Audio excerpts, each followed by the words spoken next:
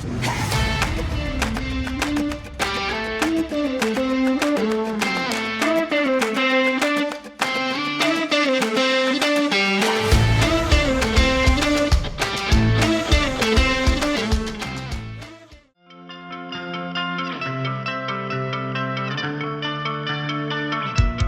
Logan Crawford, and right now on the Spotlight Network, we're diving into a bold and controversial look at the dangers of political correctness. The name of the book, The Politically Correct Totalitarian Indoctrination Camp of 1984 Exposed. It's written by a terrific author. His name is Lucien Bracquemont. He dissects how PC culture has been weaponized, creating division, suppressing free thought, and ultimately benefiting the elite. Through personal experience, deep analysis, and philosophical insight, the author challenges mainstream narratives and exposes the hidden impact of ideological manipulation. We're delighted to have this very talented author join us here today on Spotlight, and we ask viewers like you to support authors like him by subscribing to our channel and by purchasing his amazing book. The links are below this interview. And be sure to download the Spotlight Network TV app, streaming on Roku, Apple TV, and Amazon Fire TV. Lucien, thank you so much for joining me here today on Spotlight. Thank you so much for inviting me. Great to have you, my friend. What made you decide to write this book? One reason why, I think the biggest reason why I wrote it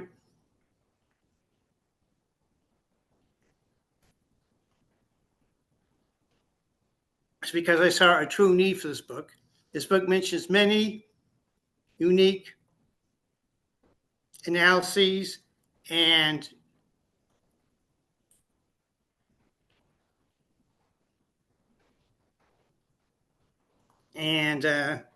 I think that's the best way to describe myself. This book accurately documents and deeply analyzes the dangers of politically correct ideology and how it affects the well-being of nearly everyone except the top 1%.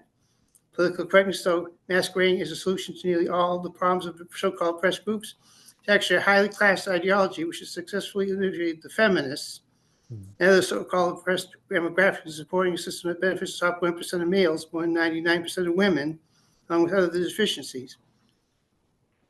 So basically, you feel right now is a tough time. Only the rich are getting richer. The poor seem to be losing their shirts. It's a tough time right now, right? Correct. I agree wholeheartedly. The need is very great. Yeah. And there are dozens of analyses and opinions in this book that I haven't found anywhere else. I'm very surprised that other people haven't thought of them. I document them and I provide logical arguments for these assertions and analyses. Wonderful, wonderful. Talk to us a little bit about political correctness. Why has it become so overboard, do you think? Well, one big deficiency about political correctness is it places extreme emphasis on gender and racial issues and I'm thoroughly against racism. My girlfriend is Korean. I've dated her for 26 years. I have a small amount of Native American ancestry but here's the thing, is the extreme emphasis on racism and sexism have resulted in neglecting the true need to attack classism and greed. Absolutely. And I feel that classism and greed are even greater threats to social justice and equality than racism or misogyny. I want to point out that I have no sympathy at all for misogyny. I love women, but political correctness, as I'm about to explain, as I explain in this book, benefits the top 1% of white males more, benefits 99% of women. And by blaming racism and sexism for everything, it's silence about the wickedness of greed and classism. And it's nothing about political correctness I can discern that really challenges the heavy concentration of wealth in the top 1%. Yeah. Political correctness seems to me to be saying it's all right if the rich are rich and the poor are poor, just as long as white males are proportionally represented at the bottom and so-called oppressed groups are proportionally represented at the top. That allows the top 1% of white males to keep their wealth, and as long as they're willing to, at least in theory, just to promote so-called equal collective outcomes. Yeah. Absolutely, absolutely. With our new president, do you think it's going to help things or hurt things? Tell us what your thoughts are. I honestly don't think that new president is really going to help things very much. Mhm. But one thing I'll point out is that political correctness inadvertently helped Donald Trump win 2016. Hmm. I don't know what the exact number is, but somewhere between 200,000 and 1 million low income white males had voted for Donald Trump, he never would have been president. He wouldn't have won the first time in 2016. And I think political correctness prevented Democrats from having an effective strategy which could have prevented Donald Trump from becoming president.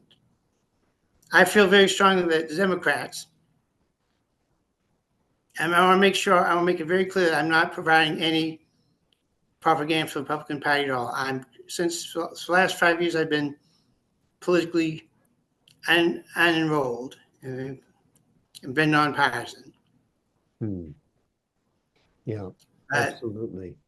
but the Democrats could have prevented all this from happening if they simply would have promoted an approach that would unite the bottom 40 to 70% of all income earners of all races and genders into seem to be like a Nordic or Scandinavian style form of what may be called social democracy. Instead, they promoted what I call a politically correct obsessive binary. Since 1984, the politically correct obsessive binary has been a strong emphasis of claim in the theory of the obsession with the idea that all white males are oppressors, not the ones at the top, not the top 1 to 5%, but all white males are oppressors. Everyone else is oppressed. Hmm.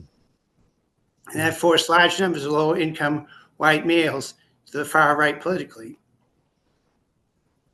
Yeah, absolutely. What's it like there in Maine? You live in Bangor, Maine. Um, how are things with the economy, with prices and all of that? What's it like today?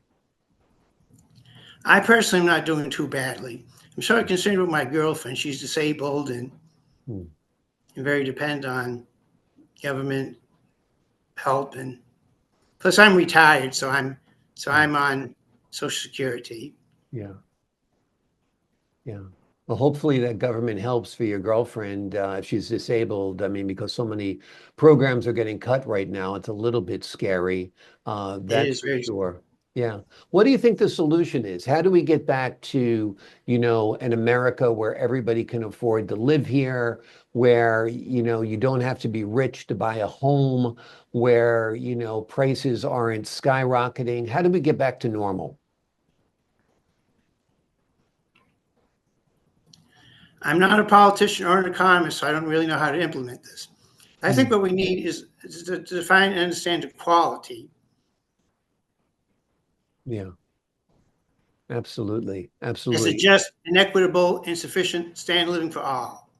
To Yeah. put the needs of the true needs and, to provide a just and equitable standard of living for maybe 96% of the population, and making things like upper class gender quotas and all this sort of stuff. I'm not saying that we shouldn't allow. I believe intensely women should be allowed equal opportunity at all levels of society, Mhm. but just allowing that to happen is not really sufficient. I think what we need is a just and equitable standard living for 96% of the population. I don't know how to bring that about, but that's really what equality means. Whereas to the politically Yeah. correct people, essentially means upper class gender quotas, and it means so-called diversity programs that benefit so-called diverse people who earn 7 to 10 times the average per capita income, but don't benefit diverse people anywhere in the bottom 70%. Mm. Yeah, absolutely. Absolutely. Um, you mentioned you were retired. What kind of work did you do when you were working? I was in delivery. Okay. Yep. So you know the roads pretty well. You know the I whole do. Yes, area I pretty do. well. Yeah. I do. Was it local or long distance? Sort of both. Quite a bit of both.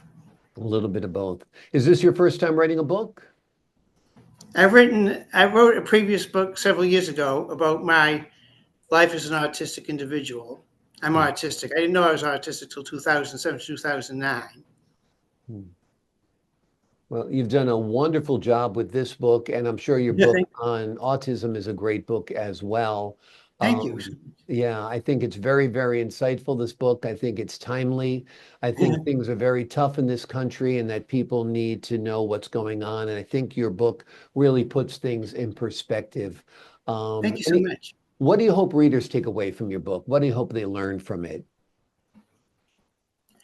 Well, I hope they learn the true meaning of equality. We need equality for all. And to the politically correct people, it means equality for all means equal collective outcomes between white males and everyone else. And that's actually a very classist concept, because it benefits, not only does it benefit the top 1% of people, of so-called diverse people, who are not benefiting the 99%, but it benefits the top 1% of white males more. It benefits 99% of women and minorities. Yeah. Amazing. It's important information to get out there, and you've done great work with this book. It's called The Politically Correct Totalitarian Indoctrination Camp of 1984 Exposed. In it, Lucien dissects the PC culture and how it's been weaponized, creating division and suppressing free thought, and ultimately benefiting only the rich. Through personal experience, deep analysis, and philosophical insight, Lucien challenges mainstream narratives and exposes the hidden impact of ideological manipulation. Lucien, thank you so much for joining me here today on Spotlight. Thank you. It seems like you've read my book. It seems like you know it very well. Well, you've done a great job. Absolutely. Yes, I enjoyed it very, very much, and it's highly recommended. So thank you so much for joining me here today. My pleasure. Thank you for the invitation. Thank you for interviewing me. My pleasure. Great talking with you. To the folks at Great home. talking to you. Thank you, sir. To the folks at home, I'm Logan Crawford, thanking you for your time this time. Until next time on Spotlight.